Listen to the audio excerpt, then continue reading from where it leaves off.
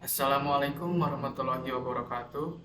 Izin memperkenalkan diri, nama saya Fajar Puniman dengan NIM 2206018 dari Informatika A.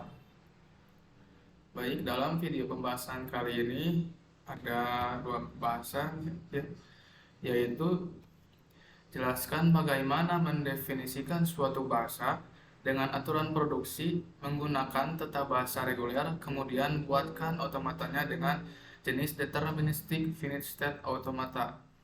Dan yang kedua, bagaimana cara kerja DFA dalam membaca suatu string. Buatkan contohnya minimal 5 string, baik yang diterima maupun ditolak.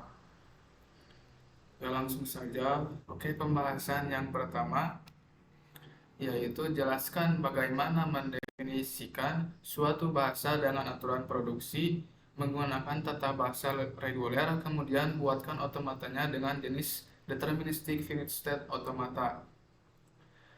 Sebuah otomata berhingga memspesifikasikan sebuah bahasa sebagai himpunan semua unta yang menggerakkannya dari awal state awal ke salah satu dari state yang diterimanya, atau himpunan state akhir. Kita dapat mengkonstruksi aturan-aturan produksi untuk suatu tata bahasa reguler. Nah, kita ingat juga batasan aturan produksi untuk bahasa reguler: panjang karakter alfa kurang dari beta. Alfa adalah sebuah simbol variabel. Beta maksimal memiliki sebuah simbol variabel yang terletak di paling kanan bila ada.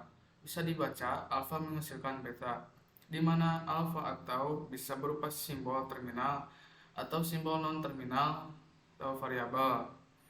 Simbol variabel atau non-terminal adalah simbol yang masih bisa diturunkan, sedang simbol terminal sudah tidak bisa diturunkan lagi. Simbol terminal biasanya dinyatakan dengan huruf kecil, misal A, B, C. Simbol non-terminal atau variabel biasanya dinyatakan dengan huruf besar, misal A, B, C. Suatu tata bahasa grammar didefinisikan dengan 4 tupel. Grammar sama dengan V. V yaitu variabel, T terminal, P yaitu aturan produksi, S itu simbol awal. Selanjutnya kita lihat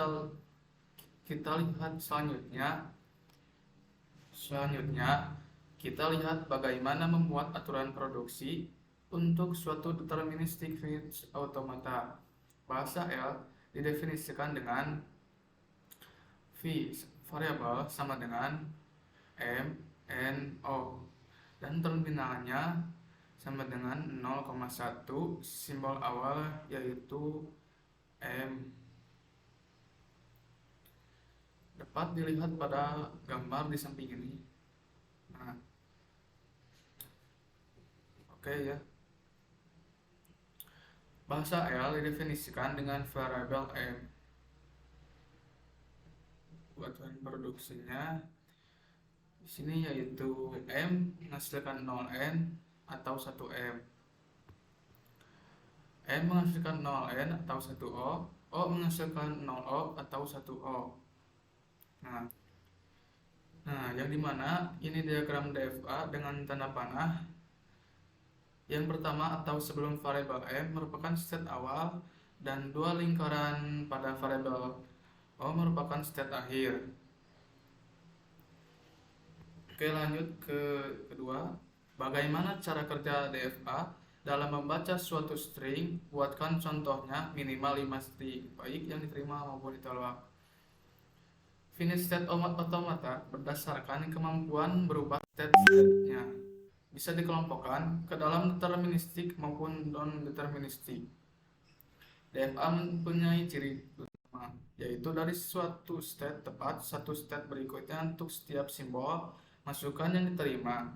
Deterministic finite automata atau disebut juga sebagai DFA. Pada DFA, dari suatu state ada tepat satu state berikutnya untuk setiap simbol masukan yang diterima.